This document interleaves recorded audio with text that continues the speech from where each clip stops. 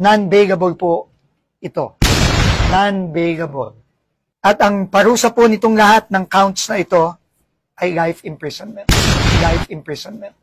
We are here at the Ombudsman to file the first among many cases against those who need to be held accountable for this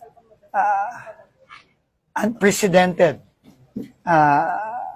stealing of the people's money. No?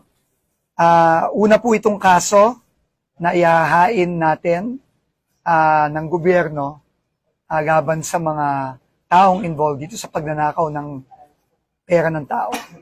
Lahat ng kailangang managot, dapat managot.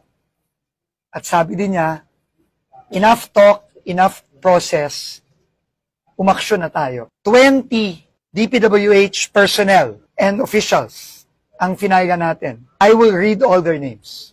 Henry Alcantara, Bryce Erickson Hernandez, JP Mendoza, John Michael Camos, Ernesto Galang, Lorenzo Pagtalunan, Norberto Santos, Jaime Hernandez, Flora Lynn Simbulan, Juanito Mendoza, Roberto Roque, Benedict Matawaran, Cristina May Pineda, Paul Jason Duya, Merge Haron Laus, Lemuel Efraim Roque, RJ Domasig, Giancarlo Rivera, John Benex Francisco, Jojo Marie Tayaw.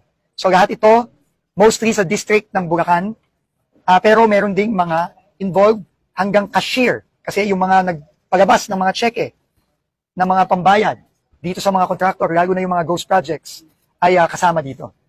Meron din po tayong 4 na contractor at 5 tao.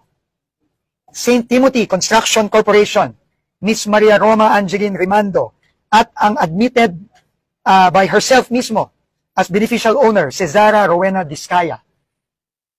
Wawaw Builders, Mark Alan Arevalo, Sims Construction Trading, Sally Santos, IM Construction Corporation, Robert Imperio. So total of 25 persons and 4 construction companies, no? Ang kasama ng kasong ito. Ito ang mga kaso final natin.